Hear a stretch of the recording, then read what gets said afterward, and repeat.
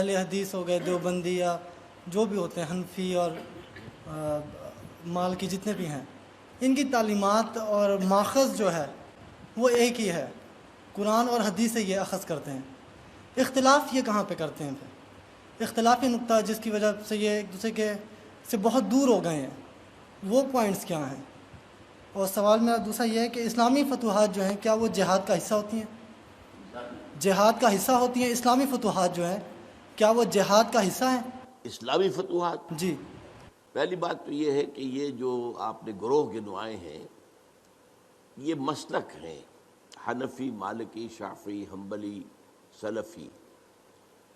اصل خرابی ان میں جو تلخی ہے اور ایک دوسرے کو برداشت نہ کرنا، ایک دوسرے کو لیے تکفیر کے فتوے دینا، یہ خرابی ہے۔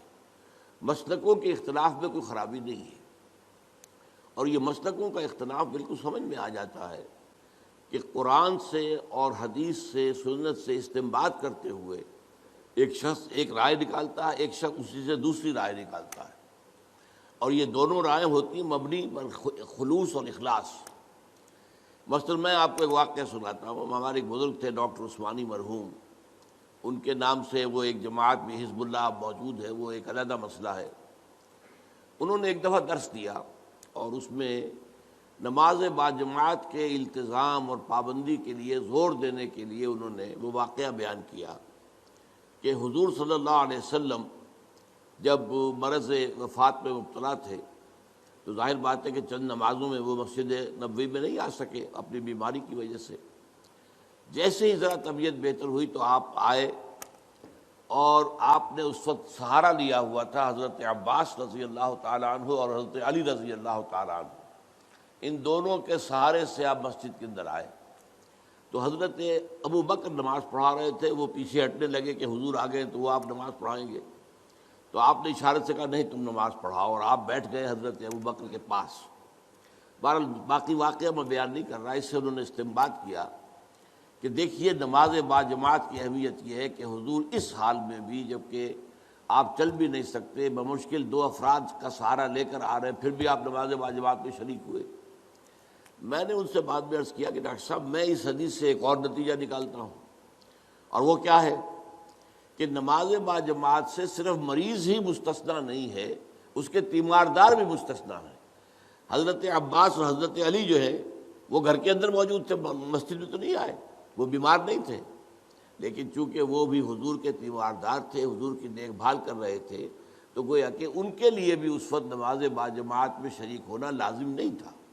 اب دیکھیے واقعہ ایک ہی ہے، اس سے ایک نتیجہ یہ نکل رہا، ایک نتیجہ یہ نکل رہا ہے۔ اس میں خلوص کی بنا پر لوگوں نے اختلاف کیا، اور اختلاف کی وجہ سے کوئی مسلک وجود میں آ گئے۔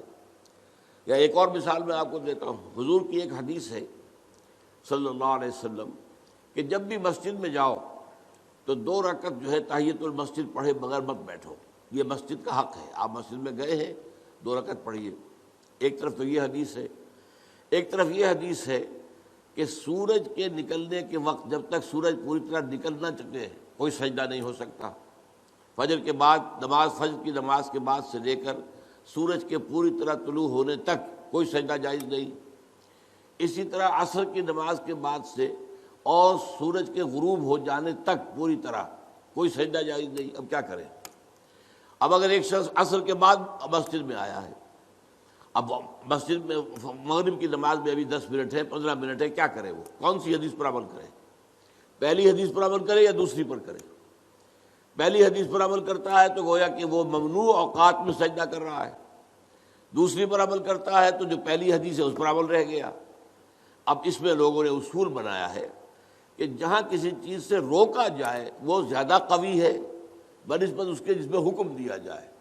تو روکا جانے والا معاملہ یہ ہے کہ نماز مت پڑھو فجر کے بعد سے سورج کے پوری طرح طلوع ہو جانے تک، اور عصر کے بعد سے سورج کے پوری طرح غروب ہو جانے تک۔ اب اس میں اختلاف ہے، تو اختلافات جو ہیں وہ قطعاً کوئی غیر فطری بات نہیں ہے۔ ایک اور واقعہ ہوا حضور کے زمانے میں، جب یہ جو غزوہ احزاب ہوا ہے، تو جب جو کفار جو تھے جو باہر سے آئے تھے اور گھیرا ڈالے پڑے ہوئے تھے چلے گئے، تو اب حضور صلی اللہ علیہ وسلم اپنے ہتھیار اتار رہے تھے۔ حضرت جبرائیل آئے، آپ ہتھیار اتار رہے ہیں، ہم نے تو ابھی تک ہتھیار نہیں اتارے، بنو قریظہ کا معاملہ کرنا ہے ابھی۔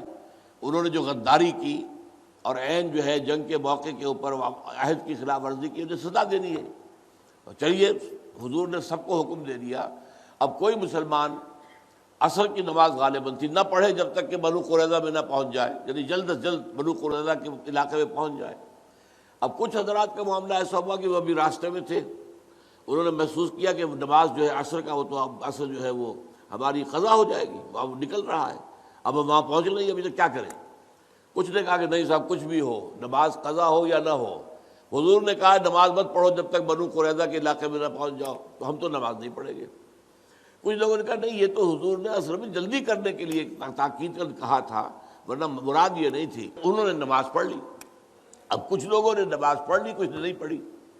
حضور کے سامنے جا کے بات رکھی گئی، حضور نے فرمایا دونوں نے صحیح کیا، یعنی دونوں نے استنباط کیا ہے اپنے اپنے اصول سے اور اپنی یعنی ایک عقلی صلاحیت کو برسر کار لاتے ہوئے، تو دونوں کا معاملہ ٹھیک ہے۔ اس اعتبار سے اختلافات سے زیادہ پریشان نہیں ہونا چاہیے۔ ان اختلافات کے اندر جو تلخی پیدا ہو گئی ہے وہ اس وجہ سے ہے کہ ہم نے ایک مذہبی پیشہ بنا لیا اپنے ہاں۔ اسلام میں کوئی مذہبی پیشہ نہیں ہے، ہر شخص نماز پڑھا سکتا ہے، ہر شخص جو ہے اپنے بچی یا بچے کا نکاح پڑھا سکتا ہے، ہر شخص اپنے والد یا والدہ کی نماز جنازہ پڑھا سکتا ہے، کسی مولوی کی ضرورت نہیں ہے۔ لیکن ہم چونکہ پڑھتے نہیں، دین ہم نے سیکھا نہیں، ہم نے دنیاوی علوم حاصل کیے ہیں، تو ہم نے ایک پیشہ بنا لیا۔ وہ پیشہ جو ہے، اور پیشے کے اندر ظاہر بات ہے کہ پھر آپ کو معلوم ہے کہ وہ تلخیاں پیدا ہو جاتی ہیں، جس کو آپ کہتے ہیں پروفیشنل جیلسیز، یہ پروفیشنل جیلسی از اے رول۔ تو اس وجہ سے زیادہ خرابی پیدا ہوئی ہے، ورنہ ان مسالک کے اندر کوئی خرابی نہیں ہے، یہ استنباط کے اختلافات ہیں اور خلوص کے ساتھ کیے گئے ہیں۔ اب فتوحات اصل میں دیکھنا یہ ہوگا کون کر رہا ہے، کس نیت سے کر رہا ہے۔ ایک فتوحات وہ ہیں جو خلافت راشدہ میں ہوئی ہیں۔ اب خلافت راشدہ میں تو جو خلفاء ہیں وہ کامل اسلام پر کاربند ہیں، وہ شہنشاہ تو نہیں ہیں، بادشاہ نہیں ہیں، انہوں نے محل نہیں بنائے ہیں، انہوں نے عیاشیاں نہیں کی ہیں، وہ تو صفوں پر بیٹھ کر اور یوں سمجھیے کہ زمین پر بیٹھ کر جو ہے وہ حکومت کا کام چلا رہے تھے، تو یقیناً وہ سارا جہاد اسلامی تھا، لازماً اسلامی تھا، لازماً اسلامی تھا۔ بعد میں وہ دور بھی آیا ہے، ایک بادشاہ ہے بھی شرابی اور زانی اور ہے بھی بہت ظالم، کوئی اسلام کے اوپر عمل بھی نہیں ہے مسلمان، وہ کسی ملک کو فتح کرنے کے لیے فوج کشی کرتا ہے، تو ظاہر بات ہے اس کا معاملہ جہاد فی سبیل اللہ کا نہیں ہے، یہ تو در حقیقت اپنی حکومت کو بڑھانے کے لیے وہ توسیع کے لیے کوشش کر رہا ہے۔ تو یہ سارا ڈیپینڈ کرے گا اس پر کہ ہے کون جو شخص یہ کام کر رہا ہے۔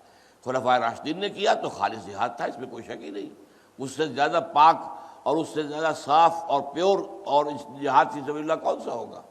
لیکن یہ کہ بعد کے حالات جو ہیں جو بہت خراب ہوئے، درمیان میں کچھ درمیانی حالات بھی ہیں، نسبتاً بہتر لوگ بھی تھے، انہوں نے بھی فتوحات کی ہیں، اب ان کا حکم بھی اب آپ چھوڑیے اللہ پر، ان کے جو نیتیں ہیں، اللہ تعالیٰ نیتوں کا جاننے والا ہے۔